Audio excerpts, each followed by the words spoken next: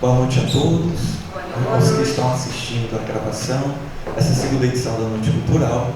O primeiro tema, o primeiro encontro que ocorreu há mais ou menos um mês e meio, foi a experiência poética da Elia Prado, o divino através do mundo. E hoje recebemos Luana Rufina Alves, doutora em Economia da Cultura e Indústria do Audiovisual Brasileira pela UFRJ e mestre em Políticas Públicas pela Colômbia. Muito obrigado por estar aqui. E inicialmente eu queria tecer algumas molduras para então trazer a pintura principal deste nosso encontro, cujo tema é Tolkien e o senso religioso e as suas obras. Quando pensamos em Tolkien, logo se vê a questão da fantasia, que isso tem a ver conosco. Segundo Freud, a fantasia é o elo comum entre o artista e as crianças. Porque quando observamos Luana, que é mãe, uma criança ela leva muito a sério a brincadeira. E o artista, no momento que está fantasiando, desenvolvendo algo, ele leva aquilo com muito afinco. E tem essa frase da Lígia Fagundes Telles: a escrita verte sangue. Ou seja, no momento que a fantasia é uma possibilidade do real, ela tem a ver com a nossa realidade. Então, no momento que Tolkien constrói a Terra-média, a Sociedade do Anel, diferentes povos, espécies, etc., isso pode ser visto como escapismo. Eu quero me distanciar do real. Mas é justamente o oposto. Transferir a interpretação do poder, como o poder corrompe, igual o dito Sméagol, o precioso, e o anel. E o anel como símbolo da aliança entre esses diferentes povos. Sendo Tolkien irlandês, católico e um filólogo, ele iniciou o livro de uma maneira muito interessante, que é parecido com o processo do poeta, a partir da palavra hobbit, e que ele ressignifica e reencanta, trazendo um novo significado. E qual a importância, então, da literatura para nós, por meio da fantasia? Eu refleti de que é uma maneira de entendermos melhor, a partir da alegoria, do símbolo, as complexidades da realidade humana. Muito bem, agora eu já queria trazer a nossa convidada Luana, já apresentada, fica à vontade para a nossa apresentação.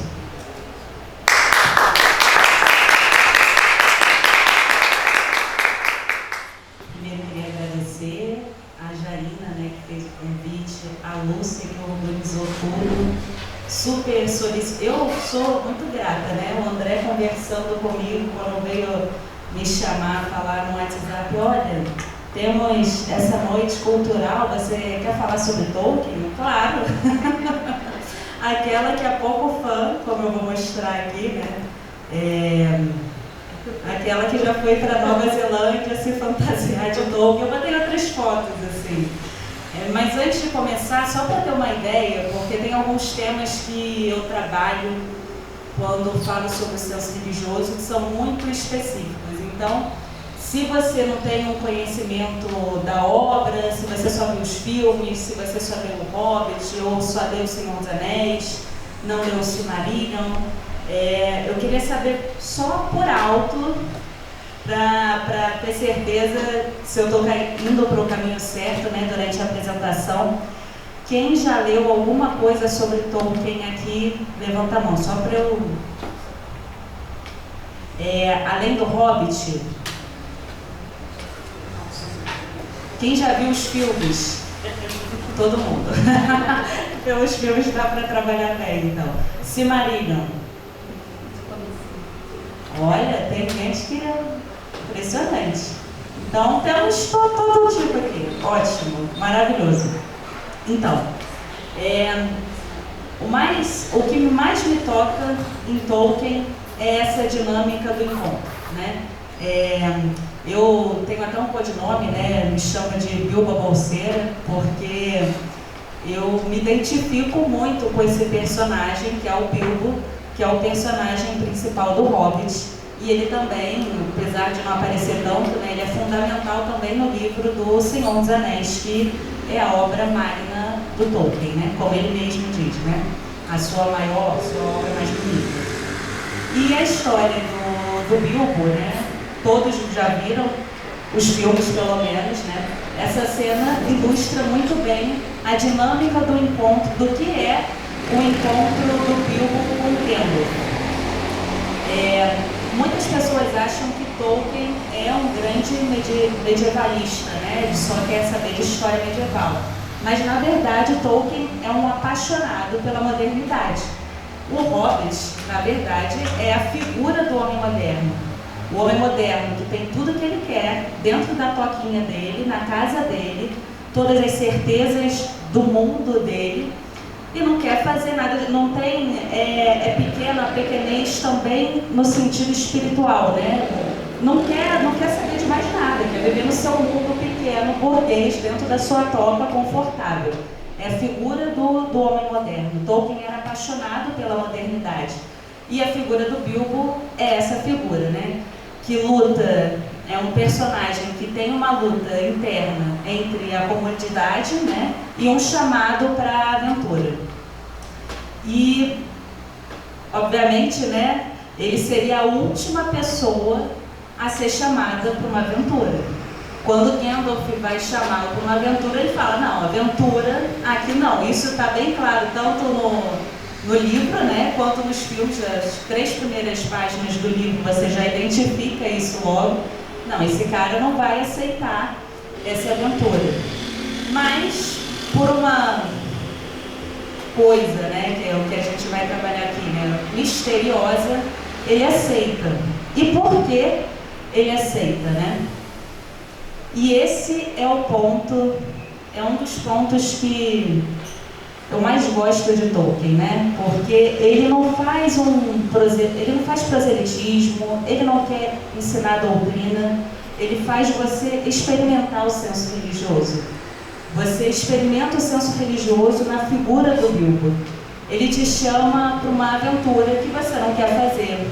Ele te oferece, os anões, né? Oferecem um contrato falando que vai ser dilacerado, incinerado, desmembrado, e no final ele está totalmente feliz, satisfeito, e de repente, de um momento para o outro, ele aceita e vai feliz, e vai, né, como se realmente quisesse participar de uma grande aventura. E isso não fica muito claro, você não entende muito o porquê. E esse é o ponto mais interessante, porque ele é um autor que trabalha com o fato de que você não vai entender determinadas coisas, que você precisa experimentar, você precisa sentir na carne determinadas coisas. E que é justamente essa dinâmica do Bilbo com o Frodo, né? Aqui a festinha da minha família, aquela que gosta pouco, né, do Senhor dos Anéis. E o Tolkien trabalha o senso religioso, que é muito parecido com o que nós conhecemos, né, as pessoas do movimento Comunhão e Libertação também. E como é que eu volto aqui? De Dom Jussani, né? Que são né, basicamente o desejo de infinito. Aquilo que você pode ter o marido que quer, a família que quer, o trabalho que quer, e ainda te falta algo, né? Bilbo é a figura do cara que está feliz, que não quer mais nada, que fecha a porta dele, que não precisa de nada, mas ainda falta algo nele, tanto que ele aceita essa aventura. Esse é o fenômeno mais irredutível, né? Inextirpável do homem. É aquilo que não dá para tirar. Mesmo a pessoa mais feliz e mais satisfeita tem esse elemento que ninguém consegue tirar. E isso é trabalhado nessa dinâmica do Tolkien, que primeiro o Bilbo rejeita 3 vezes, né? Conforme as primeiras páginas do livro. O Gandalf vai lá e 3 vezes rejeita, até que o Gandalf faz esse esquema, chama os anãos, e os anãos vão entrando de porta em porta, batendo na casa dele, ele vai deixando eles entrarem e de repente eles aceitam. E aí Tolkien coloca, né, numa carta para o seu filho, ele diz que a sua história é um paralelo finito para o infinito. É um desejo de relacionamento com o infinito, que só algo infinitamente grande é capaz de responder. Isso para mim é o senso religioso. Eu não tinha lido essa definição nas cartas, eu tinha lido o livro. Depois você começa a procurar e a descobrir a história do Tolkien, e ele fala aquilo que eu experimentei na literatura, ele coloca em palavras, né? É o seu desejo de algo mais, desses anões, né, estranhos, querendo fazer jantares, entrando na sua casa, se apropriando da sua vida, que você vai deixando entrar e de repente você segue para essa aventura meio inexplicável, né? E como ele coloca isso no livro? Esse despertar da consciência, né, da autoconsciência do Bilbo, ele é feito justamente quando os anãos estão cantando uma música melancólica, né?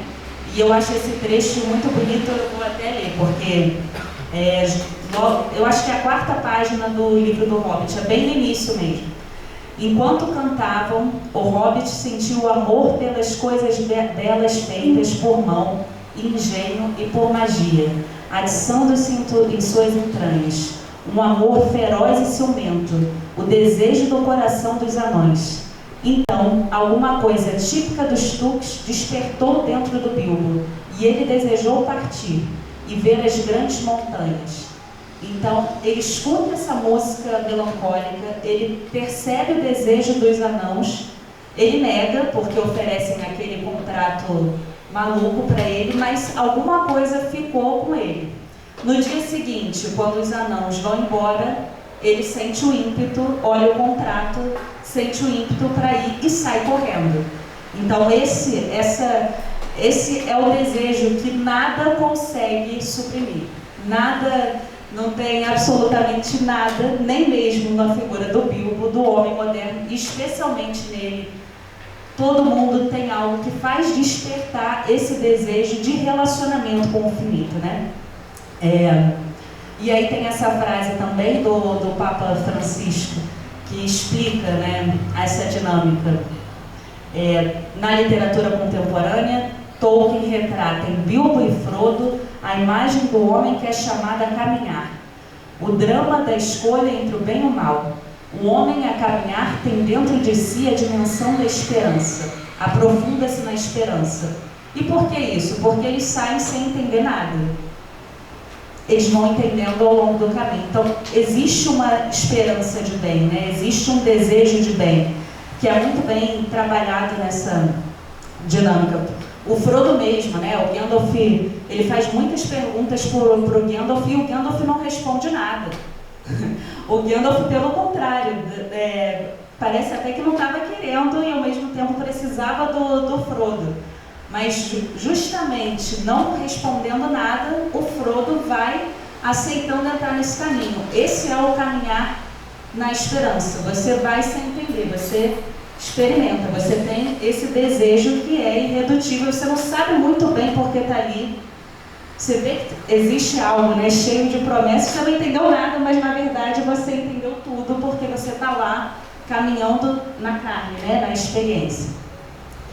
E essa é outra questão bastante importante para o Tolkien, né? A literatura como fim em si mesmo, a arte gratuita, né? Tolkien não tem essa intenção de fazer a arte ser uma explicação didática de alguma coisa, de algum conceito, de alguma virtude. Não. Para ele, a literatura tem que ser um fim totalmente em si mesmo, tem que ser pura e livre, né? Tem que ser gratuita. E justamente pela sua gratuidade que ela pode produzir algo de verdadeiro no leitor, naquela pessoa que está lendo. Então essa era a concepção, inclusive o motivo de briga e rixa acadêmica que depois vira o seu amigo, né, o Lewis, era justamente por isso, né? Que o método dele não é um método muito alegórico, né? Tolkien ele não gostava que se usasse indiscriminadamente alegorias. É o método mitológico. O método não é uma comparação. O método é partir do detalhe, da semente, de cada personagem, do caminho, né? Enquanto a alegoria ela parte de uma posse. Você já entendeu que, né, o Ângela é Jesus Cristo e você já possui isso. Você já tem esse poder, desse conhecimento. Para o Tolkien, não. Você não parte do conhecimento. Você precisa... Conhecimento não é algo que você tem, mas precisa ser algo que você descobre. Precisa ser algo que você vai encontrar. Tem que ter um aspecto de mistério. Tem que ser inesperado, né? Que ele coloca na frase já no início do capítulo dele, né? Mas é interessante que, mesmo com visões diferentes, eles eram muito amigos, e foi o Lewis que incentivou, foi o maior incentivador de Tolkien para escrever O Senhor dos Anéis. Então, é bonito ver isso, né? Você não precisa concordar, né? Você não precisa ter uma ideia uniforme, né? Mas pode ter unidade mesmo não concordando com o outro. Um incentivava, e eles eram de fato grandes amigos, né? E nesse clube que eles tinham, dos Inquilins, eles têm essa visão, né? Tem até no livro, né, da amizade entre Lewis e Tolkien, de que existem verdades na fantasia, na literatura, que nós só aprendemos por histórias, que são as histórias que acendem o fogo legendário nos corações. Eles usam essa expressão, acender o fogo legendário nos corações, o tempo todo. Isso era algo do clube dos Inquilins. E Tolkien usa isso bastante também nas suas poesias ao longo do Senhor dos Anéis. E é como o André estava falando, explicando no início da apresentação, né? Não, a fantasia, a literatura não é um escapismo. Existe uma diferença entre o escape do prisioneiro e a fuga do desertor. Na verdade, nós estamos aprisionados. E somente esse escape dessa realidade, né? Que muitas vezes estamos presos nos nossos preconceitos, é esse escape, uma visão distanciada, que consegue às vezes dar um juízo para verdades que a gente não entenderia. E isso é bonito porque também tem a ver com que a carta do Papa Francisco, né, com que o Papa Francisco fala. O Papa Francisco, para quem não sabe, fez uma carta em agosto desse ano, falando que todas as pastorais, né, deveriam usar o recurso da literatura dentro da sua dinâmica missionária, né? Para encontrar Jesus feito carne.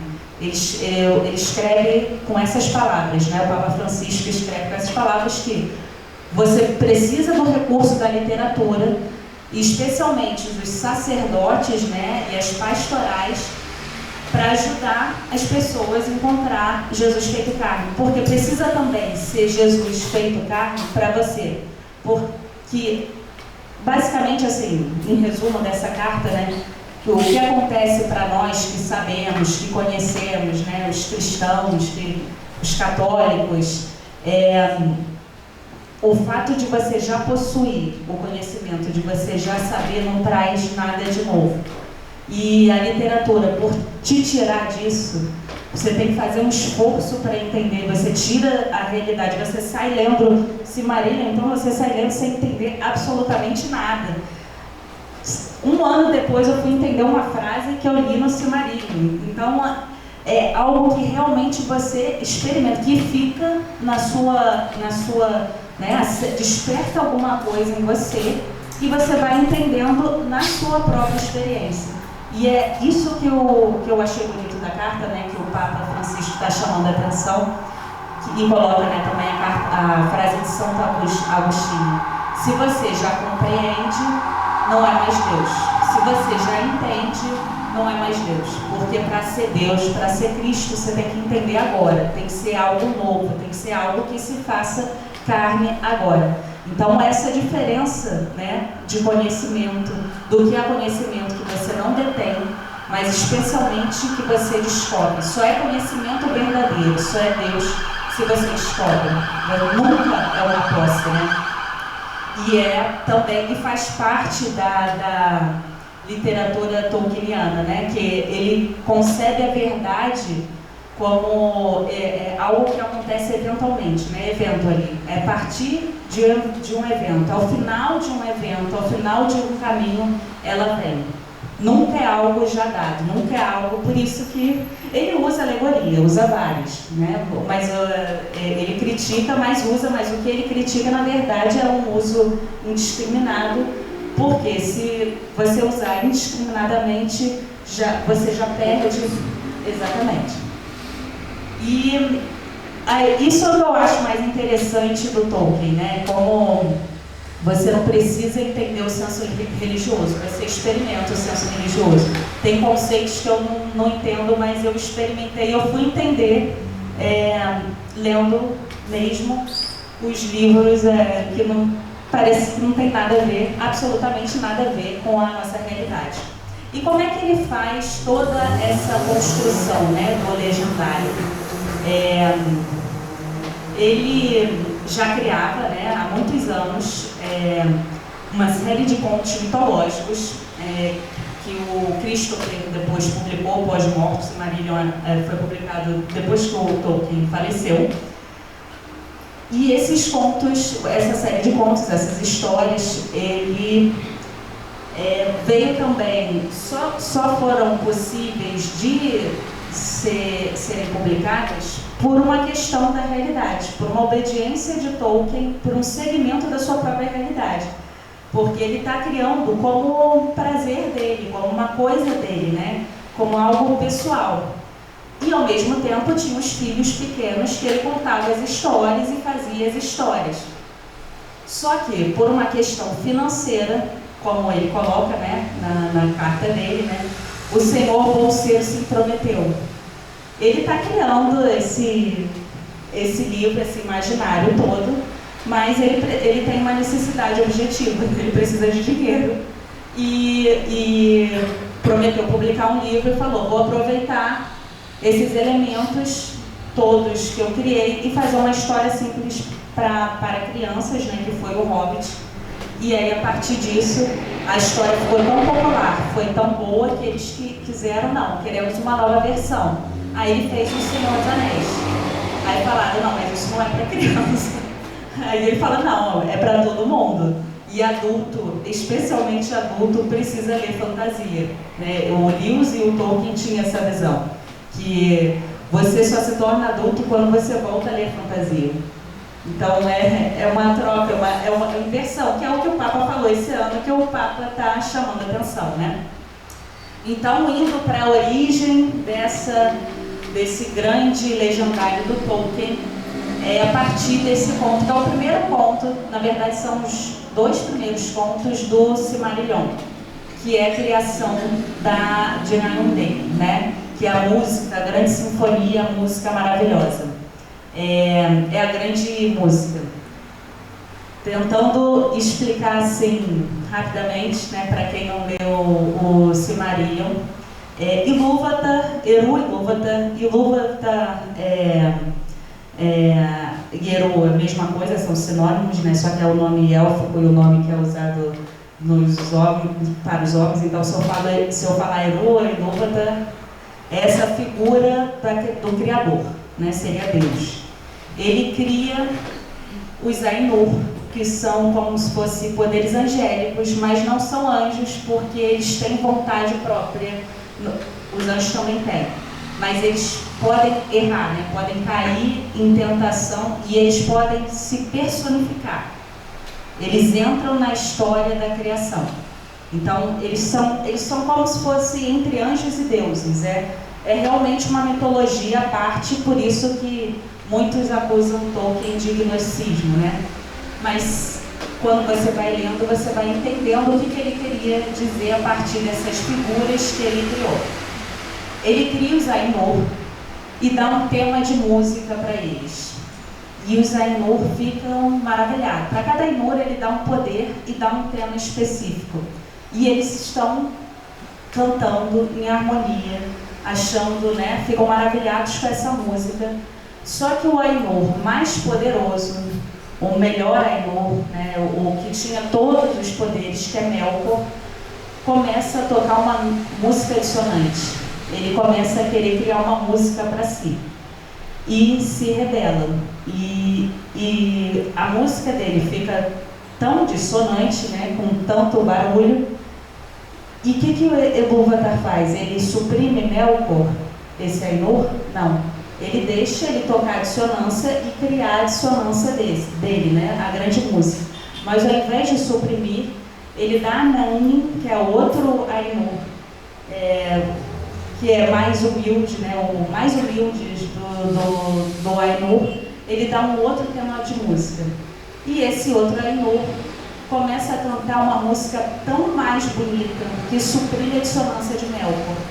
Então, fica um jogo, né, de música, de dissonância e de beleza. Então, o método nunca é suprir, né, a rivalidade, mas é gerar algo novo, que é tão, a partir de alguns, né, inesperados, que é tão mais bonito que suprime aquela dissonância. Então, é esse movimento de ondas, e isso cria o mundo material de Arda, né, Eia, que é o universo, e Arda, que seria a Terra. E a partir disso também tem os Ainur que descem para Arda, que passam a viver em Arda, que são chamados de Valan, e vários outros termos também que eu não vou, que é muita confusão, mas a ideia que traz por trás disso tudo, né, é que a origem do mal, que é algo que o Tolkien trabalha muito bem. O que é o mal, o que é a corrupção, o que é a morte, que ele fala que o grande tema dele, né, a corrupção, a morte e a esperança. O que é a morte para o Tolkien, né? O que é essa, qual é esse mistério do mal? O que ele coloca é que nada é mal em sua origem, mas é esse afastamento de Melkor, essa dissonância, essa que ele fala corrupção no sentido da palavra, né, corrupto. Tolkien era filólogo, então tudo que ele está colocando, ele está pensando no sentido original, né? Ele entendia exatamente o que aquela palavra significava. Então é um coração rompido, é uma ruptura. A ruptura, na verdade, não é você fazer algo mal, a ruptura é você se afastar do bem. O mal, o mistério do mal, na verdade, é a ausência do bem, é a separação do bem. E é assim que entra o mal em Arda, né, no mundo material. E a partir disso, são duas questões, né, que a gente consegue perceber. Primeiro, que o mal, ele não cria, ele distorce. Né? Ele não cria nada de novo, ele é uma distorção do bem, é algo que é corrompido. Mas ainda assim, Ilúvatar, ele se apropria do mal que é criado. E ele diz uma das frases que são, para mim, é uma das mais impressionantes, que Ilúvatar falando para Melkor: você verá em seu tempo que tudo que você faz deriva de mim, e é para o engrandecimento da minha obra. Então ele está olhando lá no final, tudo que ele vai incorporar, tudo que ele vai fazer de bonito a partir dessa dissonância. É uma lógica, né, muito diferente do que a gente costuma ver. E isso também faz parte do histórico de Tolkien, né? Ele foi criado pelo padre Francis, que era pupilo do cardeal Newman, e justamente do Concílio Vaticano II, né, que tinha essa questão da comunhão, né, da origem, né, porque na verdade o mal seria o afastamento dessa harmonia, dessa grande música, dessa comunhão de cada um, a polifonia da criação, cada um tem um lugar bonito, mas se você se afasta desse lugar, se você se afasta da comunhão, ela é um mal, né? O mal não tem uma essência em si. O mal é uma ausência, né? O mal é um afastamento do bem.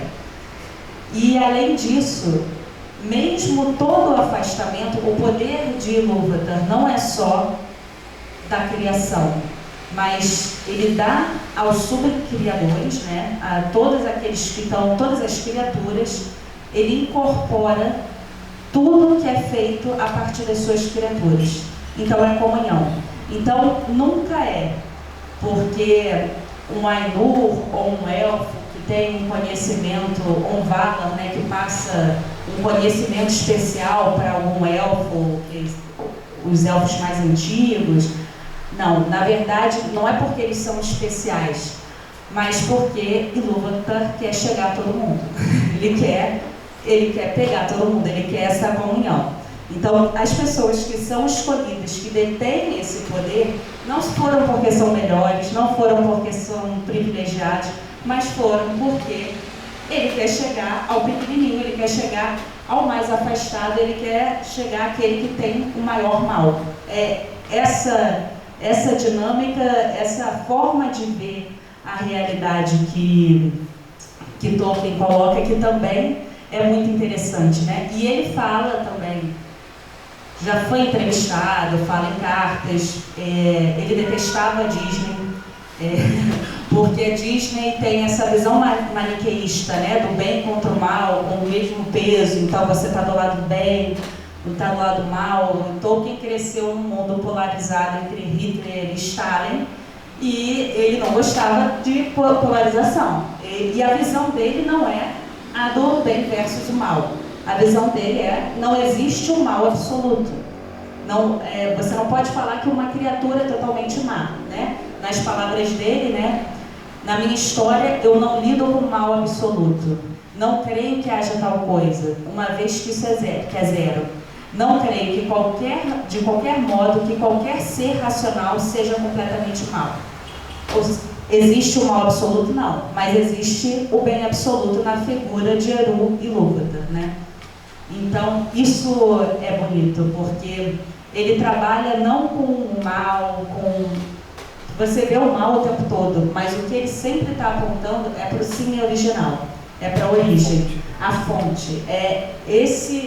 Toda a história do Hobbit, toda a história de Senhor dos Anéis é um desenrolar disso.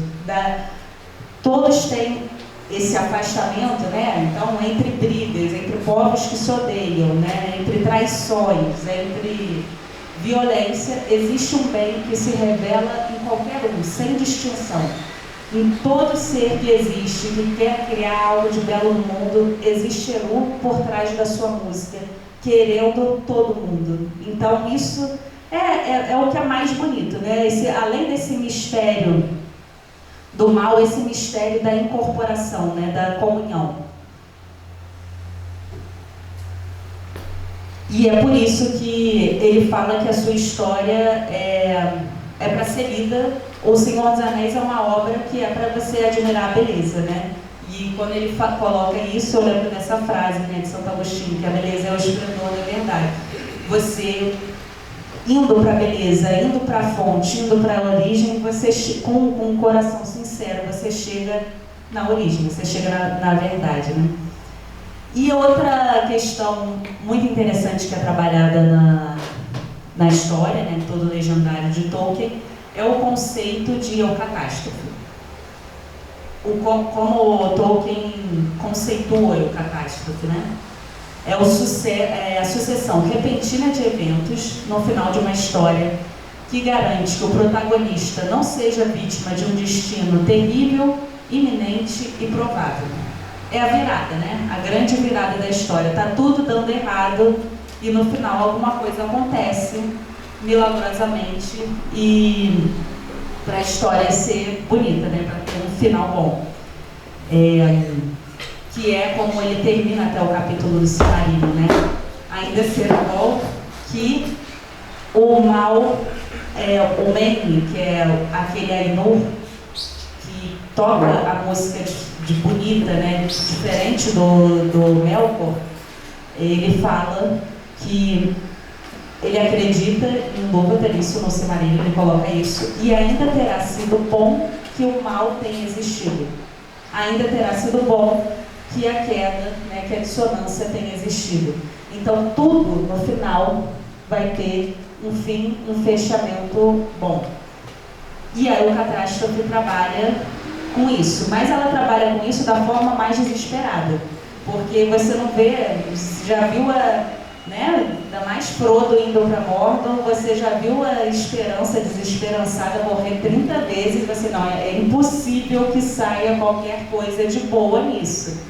Quantas vezes a gente não vê isso na própria vida? É impossível que tenha algo de bom nisso. E no final tem, né? Quando o Frodo consegue destruir o anel. Mas quando ele monta essa palavra e esse conceito, que depois as histórias, todas as histórias da fantasia tentam imitar, mas não fazem muito bem, de catástrofe, ele está pensando em quê? É algo que é automático, né? Que é mecânico? Não. O fundamental, o que precisa fundamentalmente para ter a eucatástrofe na história é a liberdade dos personagens. O personagem precisa ser livre e aceitar aquele destino dele para que a eucatástrofe possa acontecer. E ser livre mesmo, independente da condição, né?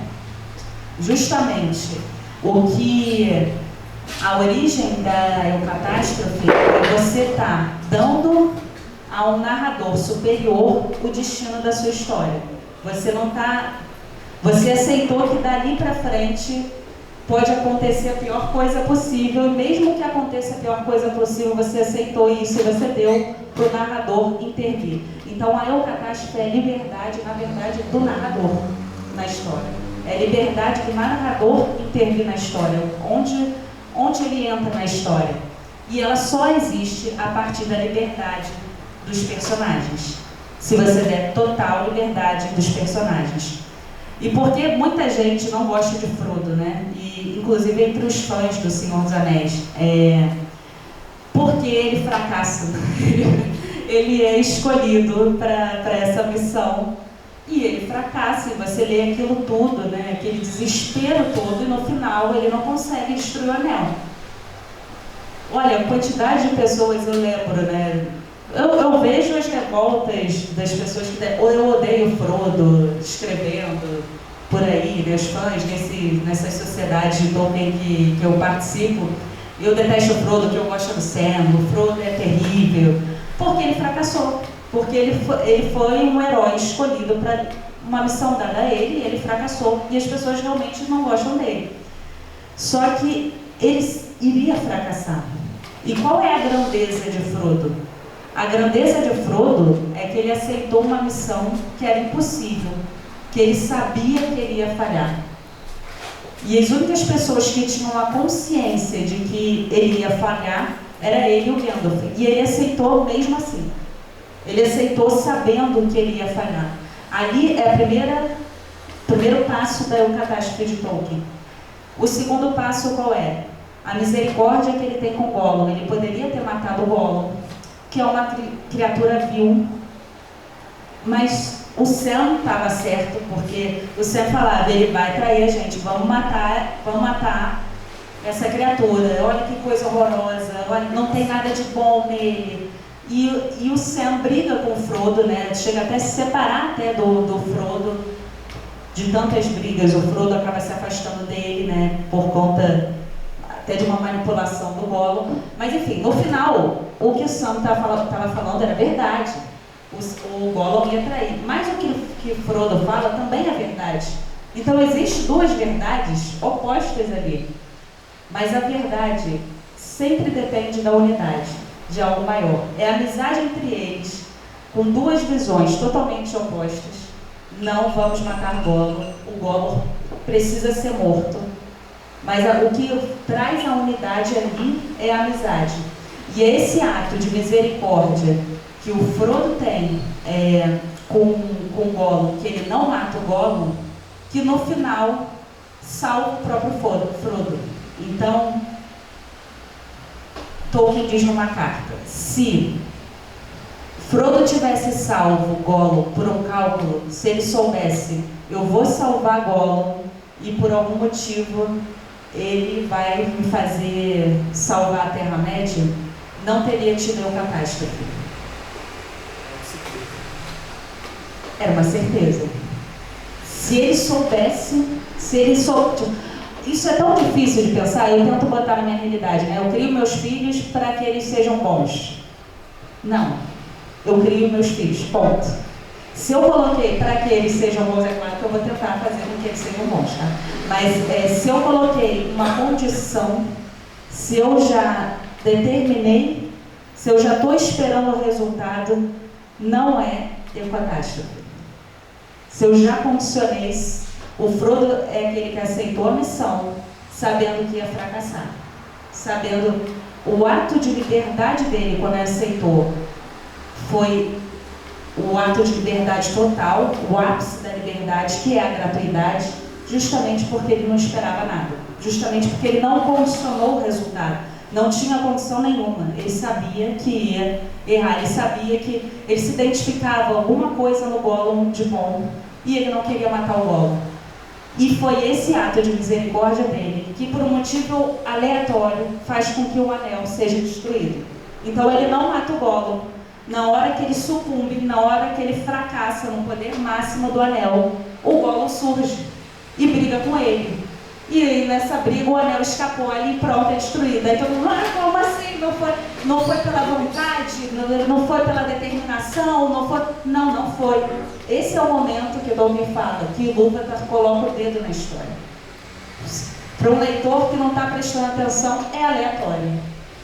Mas não é. Seria providência, é um ato de graça, não é uma vontade. A salvação não depende da vontade e da força dele. E por isso que o ato de Frodo, ele é totalmente gratuito, porque ele sabia, ele, como coloca, né, ele é o Frodo, o nome em inglês antigo, significa sábio por experiência. Ele era o mais novo, porém, era o mais conhecedor, o mais sábio. É o que já sabia qual ia ser o destino dele.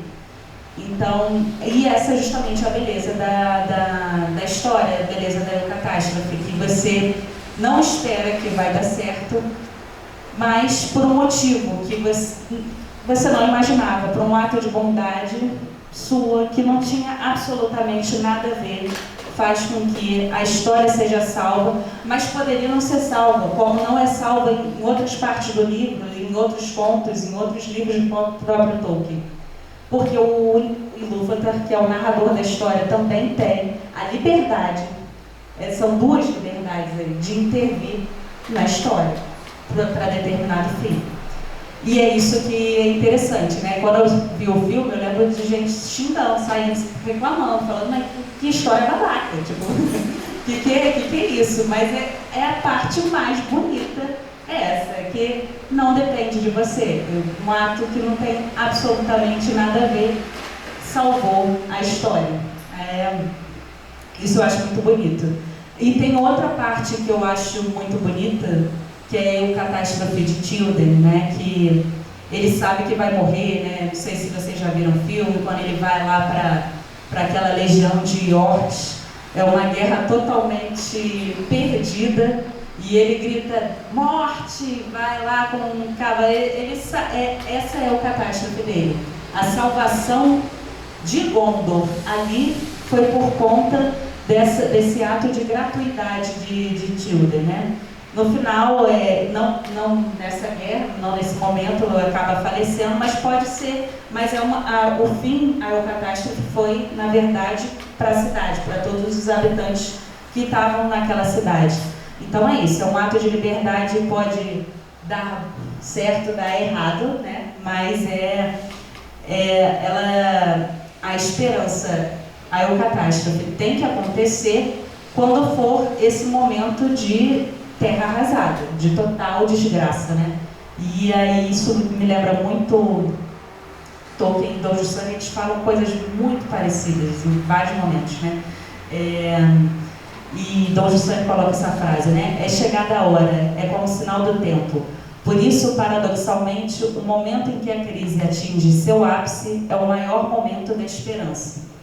E ao mesmo tempo Tolkien fala, né? A esperança talvez nasça quando tudo for desgraça, né? Que é a rima do livro. O momento, esse é meu filho, bebezinho, bonitinho. O momento da esperança, né? Uma frase que é tão batida por a gente, né? Enquanto a vida é esperança, né? É a frase de Tolkien, na verdade, né? Mas de alguma forma, justamente quando os anãos estavam mais desesperados, Bilbo sentiu um coração estranhamente leve, como se tivessem tirado um fardo sobre o colete. Vamos, disse ele, enquanto a vida há esperança. Então é você acreditar quando não tem nenhuma garantia. E é essa outra questão muito difícil de entender, né, do ponto de vista da cosmovisão mesmo de Tolkien, né? Que toda ação ela tem um valor em si mesmo, independente da causa e do efeito, porque ninguém sabe o que acontece no plano da eternidade.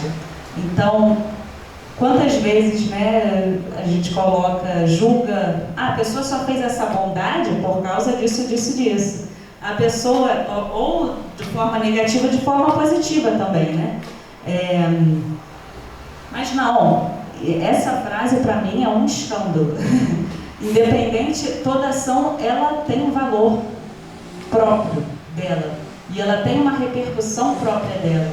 E justamente uma ação que pode não ter nada a ver com o seu desejo, pode ser aquilo que vai te salvar, aquilo que seja determinante na sua vida, né?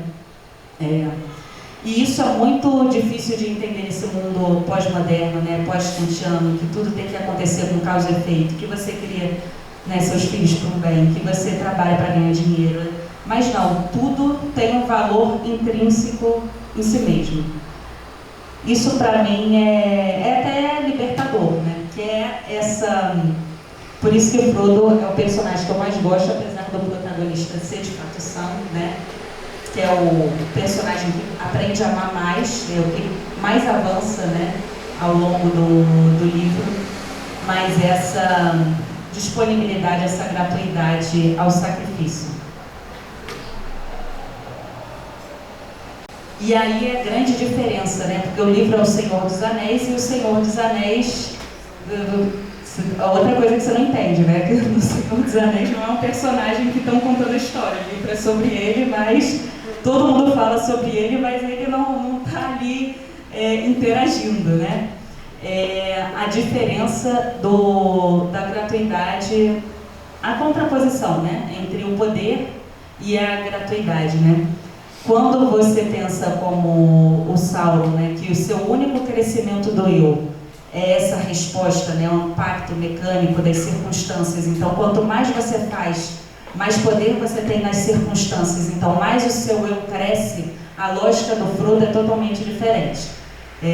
A lógica que o Tolkien trabalha é totalmente diferente. Não é isso que desperta o seu eu. O que desperta o seu eu é o seu desejo de relacionamento com o infinito. É algo que não tem nada a ver com o que você pode fazer, com a sua lógica de responder à realidade. E Sauron, ele tem essa vontade de poder que é tão forte que ele, pelo controle, abandona até a sua própria forma física, né? Tudo para o anel, para conseguir controlar. Ele coloca todo o seu poder, toda a sua vida, né? Sua alma no anel, no poder. Enquanto o Frodo é o fracasso. É o fracasso de Frodo que dá a grandeza de Frodo. E aí Tolkien coloca que nenhuma história é boa se ela não tem a queda e a redenção. Se uma história que não tem queda e redenção, se uma história que não tem fracasso, ela já não é boa. E isso passa por todos esses conceitos, né? Que é esse personagem maravilhoso que é o Frodo, que aceita essa missão de fracassar, né? Totalmente humilde, totalmente inadequado, mas que tem essa possibilidade de liberdade total, que ofereceu, né? Total, incondicional, no máximo da sua força física, se desgastando, se humilhando, sabendo que as pessoas imaginando, né? Vão me odiar porque eu fracassei. E ele aceita, sabendo de tudo isso, né? É sem cálculo, ele não é um ato de misericórdia mesmo, um amor incondicional. Eu acho que é isso. Então vou abrir agora para as perguntas. Muito obrigada, desculpa ter falado bastante.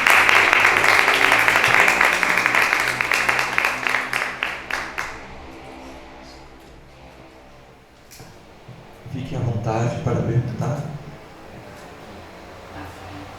Isso. Vale dizer que a iniciativa entre o CP e a pastoral com a libertação de Petrópolis. Boa noite, Carlos César, meu nome. Eu peço desculpas que eu cheguei um pouco atrasado por causa do trânsito. Bom, eu vivi criança da década de 70, adolescente da década de 80, e os filmes de Peter Jackson, como nós sabemos, só apareceram nos anos 2000. Então, nessa época, antes dos filmes, quando se falava de Tolkien, era coisa de bicho grilo, de hippie. Tanto que na Bahia até hoje tem uma comunidade na Chapada Diamantina chamada Lote Lore. Então quando era adolescente, vai para Lote Lore, vai, vou fazer a cabeça lá, todo mundo ficando lá, todo mundo doidão. Então, de fato, os filmes, eu quero a sua opinião, recuperaram a literatura de Tolkien, porque a década de 60 foi tratar Tolkien como universo paralelo, comunidade alternativa. E até hoje, eu tenho alguns livros explicando Tolkien. Eu nunca tive coragem de ler nenhum livro de Tolkien, só o Hobbit, que é fácil. E aqueles desenhos do filho que o Christopher publica depois. Porque minha tendência sempre é muito mais para C.S. Lewis, ou seja, não pode ser estética pela estética. Um mundo confuso como o nosso, que de fato, agora claro, vão ter fãs de Tolkien, pessoas que amam Tolkien, etc. Mas eu tenho uma dificuldade muito grande de aceitar esse universo paralelo dele. Né? Respeito, mas eu não consigo aceitar. Então eu prefiro ir mais da alegoria do Lewis, né? do Aslan, ali, a alegoria de Jesus Cristo, a coisa mais. Né? Então eu queria primeiro que você comentasse essa situação dessa redenção da obra, porque eu percebi que você é uma pessoa jovem, né? Então essa legião de fãs são depois dos filmes de Peter Jackson, que eu gostei bastante, e digamos assim, que Tolkien sempre terá uma multidão de fãs e também aqueles que não, porque tem temperamentos diferentes, que não se enquadrarão com a proposta dele de literatura, que é o meu caso. Né? Eu quis entender, mas eu não tenho pretensões de ler nenhum livro de Tolkien, fora o Hobbit e aquele de criança. Obrigado. Mas essa é uma intervenção muito boa, porque eu sempre amei os livros das Crônicas de Nárnia, leio até hoje também. Eu sou leitora assídua do Tolkien, gosto muito mais do Tolkien, é óbvio, mas do Lewis eu gosto bastante, assisto os filmes, incentivo, né, todo mundo que eu vejo. E Tolkien não, que nem eu disse assim, ele não era contra alegorias, ele faz várias alegorias. Inclusive, ele coloca, né, o dia 25 de março, eu até botei aqui, nesse slide, acabei esquecendo de falar. Não, o dia 25 de março é o dia da anunciação do arcanjo São Gabriel a Maria, e ele escolhe esse dia da encarnação como o dia que o Frodo destrói o anel. Não destrói, né, que o anel é destruído, mas o dia da destruição do anel. E ele fala que isso foi proposital, que ele escolheu, esse é o dia da salvação dos dois mundos. Então, o dia 25 não poderia ser outro dia. Isso é uma alegoria. Ele está pegando o conhecimento dele e jogando lá sem que ninguém soubesse. Foi agora, né?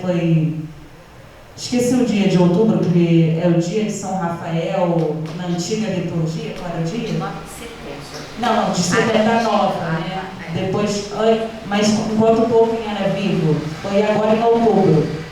Mas enfim, eu por acaso vi que era o dia de São Rafael Arcanjo. E foi o dia que o Frodo foi curado. Quando recebeu... O dia da cura de Frodo é o dia de São Rafael Arcanjo, que Rafael significa Deus cura. Depois até da morte de Frodo, trocou a liturgia e juntaram todos os anjos no mesmo dia. Mas antes, ele coloca várias dessas. E que você vai pegando, escapando, total, você não sabe. Mas por isso que eu acho isso super interessante, porque se fosse algo muito escancarado, que pelo meu temperamento, né? Eu amo as crônicas de Nárnia. Aí eu vou lá ver de novo. Aí eu falei, eu vou lá ver Jesus de novo. Não vou não. Assim, porque como se eu já sei, eu já conheço, sabe?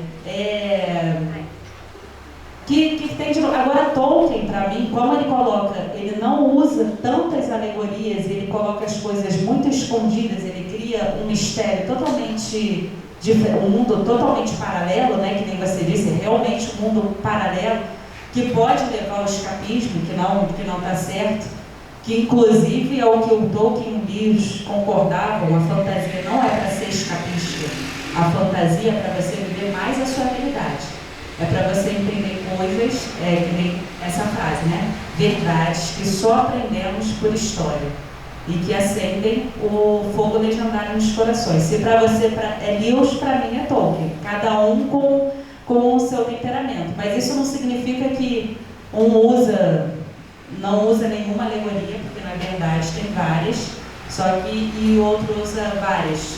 E a história de Lewis também acho que dá, porque o Tolkien também era meio ranzinza, né? Ele pegava muito, não é que não tinha liberdade dos personagens, eu vejo os personagens de Lewis também com bastante liberdade.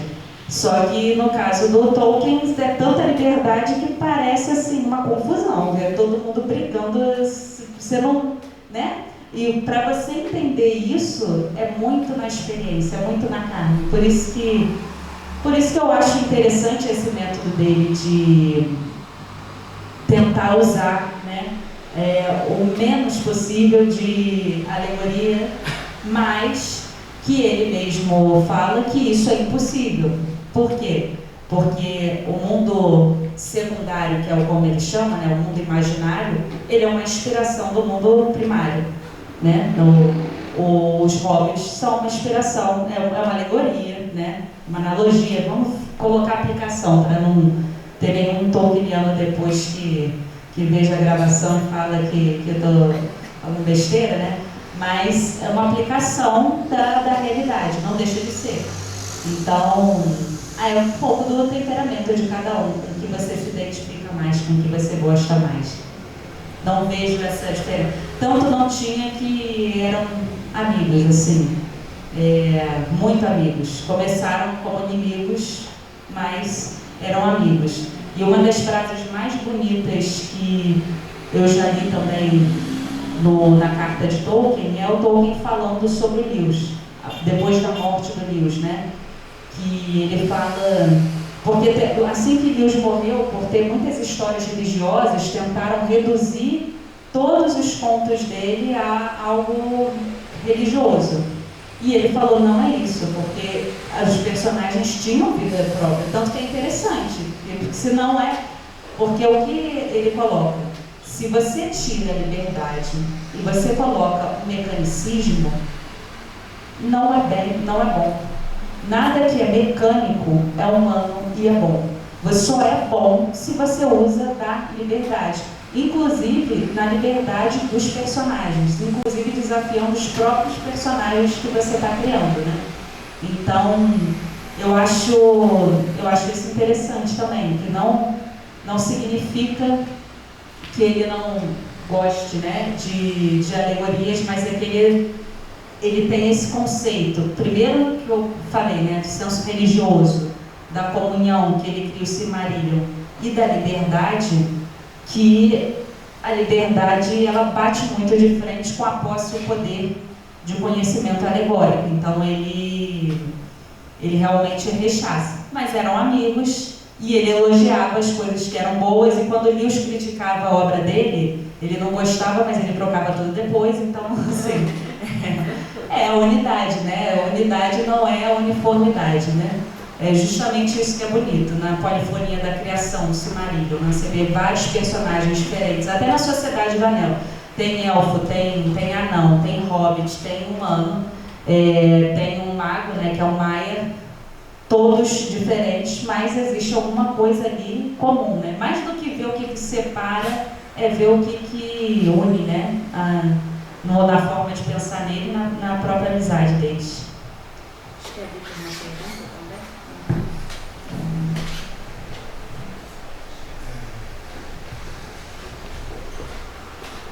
Obrigado, Luana, muito prazer. André, por essa promoção toda. Eu sou fanático também, não especialista como vocês, mas eu fiz algumas anotações aqui e queria discutir um pouquinho com vocês, né? Uma coisa que eu acho que talvez seja interessante dizer é que o Tolkien não nasce católico. O Tolkien nasce numa família anglicana e a mãe dele é influenciada por um padre e ele é convertido aos 8 anos de idade e isso marca a vida dele o tempo todo, né? Eu acho que isso tem muito a ver com a obra, tá? E ele escreve que a mãe dele foi fundamental na conversão, que ele se sentiu atraído pela beleza do catolicismo, né? Essa coisa do encontro. E aí eu queria colocar assim, se vocês concordam que o simbolismo que a gente pode trazer para o anel é o simbolismo do pecado original, né? O anel representa efetivamente, tanto é que ele não é resolvido pelo Frodo, como você coloca, ele não é resolvido por nós até hoje, porque não é para ser resolvido por nós, né? E se vocês concordam que o Frodo é uma figura cristológica, né? Muito semelhante, né? Em todo esse percurso, ele é o que carrega o anel. Então ele tem a carga do anel, do pecado, a carga do pecado, Frodo carrega, né? Assim como Jesus carrega o símbolo, né? Através da cruz. Sacrifício, que você colocou, né? O Frodo está disposto a se sacrificar para destruir o anel e salvar a Terra-média, né? Percurso da cruz, jornada de Frodo poderia ser vista como uma via crucis, né? O auxílio divino, a intervenção de Gandalf é uma intervenção divina. São perguntas que eu estou colocando para o especialista, tá? Redenção. A redenção é a destruição do anel, ela representa efetivamente a redenção da Terra-média, né? E é a humildade e a obediência do Frodo no final da história, né? Obedecendo todas as instruções do Gandalf, sem questionamento, né? E a questão do companheirismo, né? Como o companheirismo dos apóstolos. Então, deixo isso aí para você brincar. Amei. Eu não anotei todas, se eu esquecer de alguma, você vai me falando. Primeiro, a mãe do Tolkien, né? É muito interessante você trazer isso, porque ele tinha paixão pela mãe dele. Inclusive, foi ela que ensinou todas as línguas para ele e para o irmão dele. E ele fala isso. A minha mãe foi uma mártir. Ele fala isso com todas as letras. E ele fala que ele considera a mãe dele uma santa. E isso é bonito porque justamente o sofrimento, ele acha, né, justamente por conta da conversão da mãe dele, ela foi excluída, porque ela deixou de ser anglicana e virou católica, ela foi excluída foi excluída pela família e passou a viver na miséria. Então, dependendo do padre Francis no oratório de Birmingham. Então, ele considera que foi o martírio da mãe dele. A mãe dele morreu precocemente por conta da conversão ao catolicismo. Ele achava que a mãe dele era uma santa.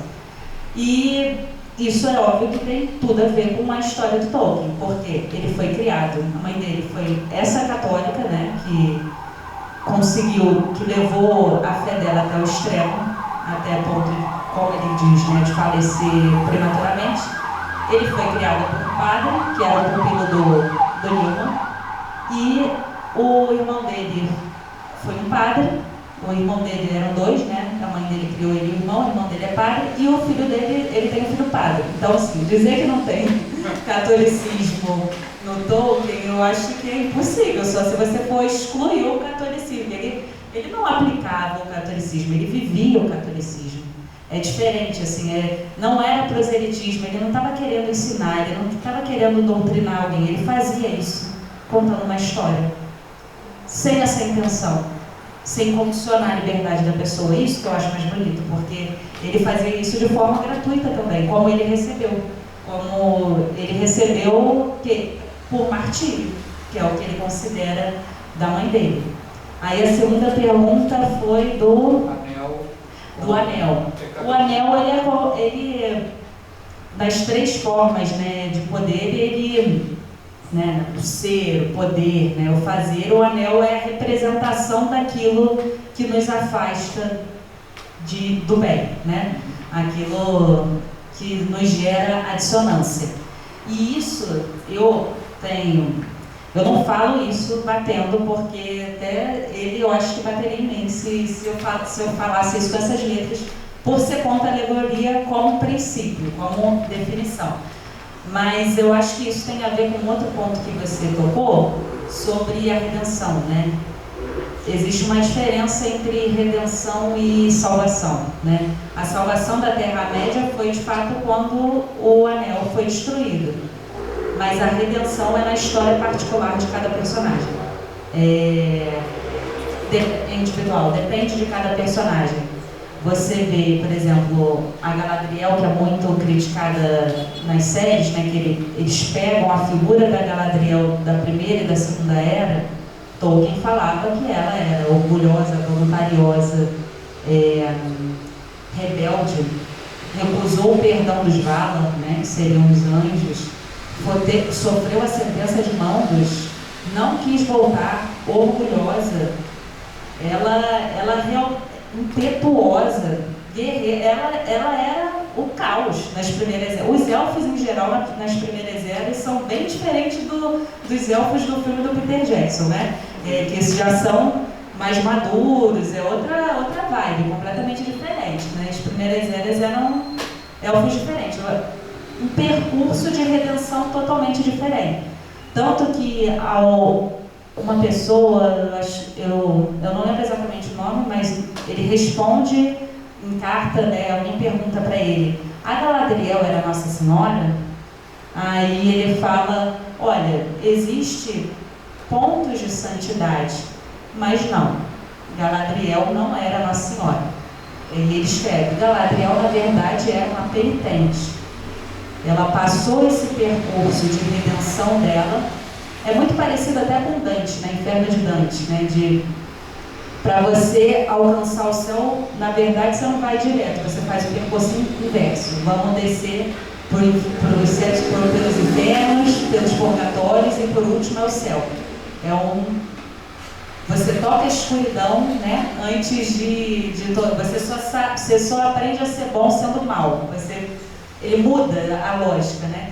Quando ela rejeita o anel, naquele momento do livro, né, do Frodo, que oferece o anel para ela e ela rejeita porque ela sempre quis um poder para ela, tanto que ela foi para a Terra-média, porque ela queria conquistar um lugar, um espaço para ela. Quando ela rejeita o anel, ela é redimida. É naquele momento, a redenção dela acontece ali. Então, a redenção de cada personagem é num momento específico diferente. Com Sam, que fez muita maldade com o Gollum, inclusive. O Gollum tinha aqueles lapsos, né, de bondade, e o Sam não acreditava nele. Foi assim, muito do que o Gollum sofreu, inclusive, porque foram 17 anos, né? No filme parece que foi rapidinho, mas foram 17 anos. Muito do que o Gollum sofreu tem conta do Sam ali, que espizinhava ele. E o Sam foi aprender isso, depois fez o percurso todo, carregou o próprio Frodo, foi para o condado quando teve o expurgo, né, do condado, que também não é mostrado nos filmes, virou prefeito, teve 13 filhos, haja, né, no final disso tudo, ele vai para Valinor. Então,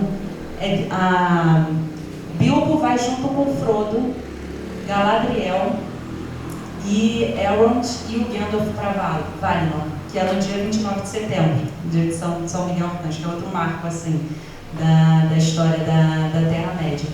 Mas a redenção de cada personagem é de fato diferente.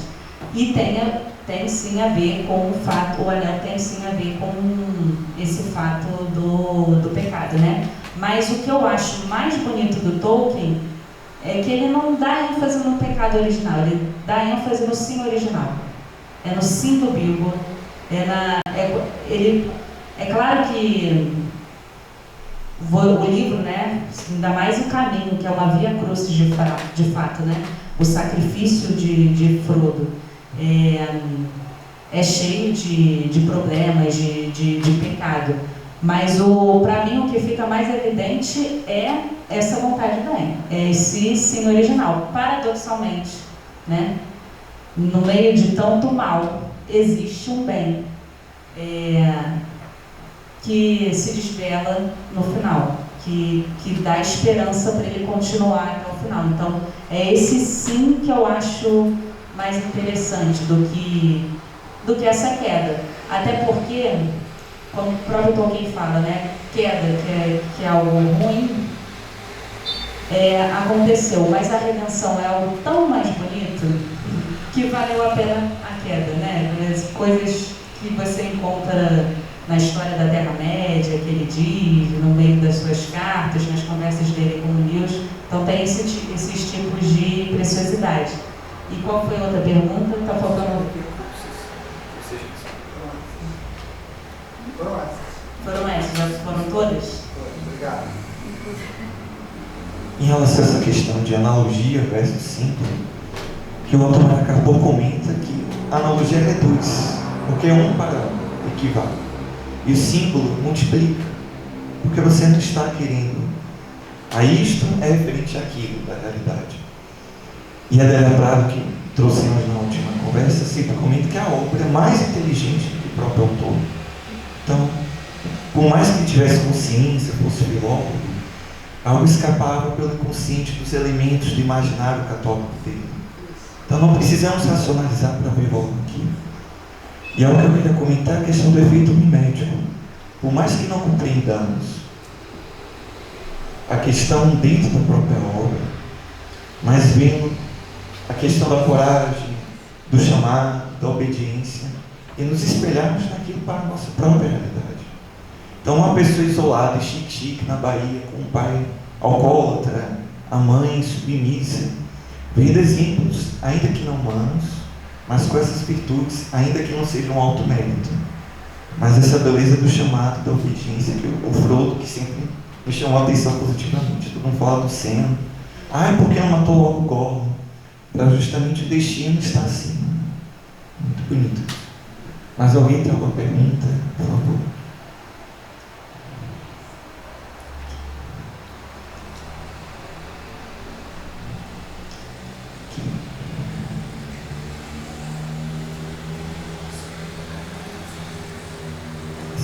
Esclarecimento linguístico. É porque em alguns momentos aqui estava escrito anãos e anões. É a diferença de tradução, né? Alguns tradutores colocam anãos e alguns tradutores colocam anões. Mas por quê? Porque Tolkien percebeu que ele tinha escrito errado, né? E ele mesmo se escandalizou com isso. Eu sou professor, sou filólogo e escrevi do Orphs em vez do Orphs, com F, né, ao invés de V. E aí ele falou, não, mas espera aí, eles não são anãos, né? Eles são anãos, eles são um povo diferente. Então eu vou deixar esse erro, é aquilo, né? A obra é maior do que você acabou de falar. Existem coisas que aconteceram de forma aleatória, eu vou deixar isso daqui ficou interessante. Então, a nota do tradutor, quando ele coloca, dependendo do livro, eu pego de um ou de outro, né? mas um que hoje é o mais famoso, de que ele quis deixar assim errado, né? Por isso que muita gente corrige, mas porque na verdade foi um erro incorporado, né? Aquele mal que vou incorporar para essa história daqui. Então, não é erro dos slides, tá, gente? Eu agradeço a presença de todos, de um ano especial. Então, esta foi a segunda edição da Noite Cultural, mais uma vez, uma parceria entre a Libertação de Petrópolis e a Universidade Católica de Petrópolis, por meio da Pastoral. Muito obrigado.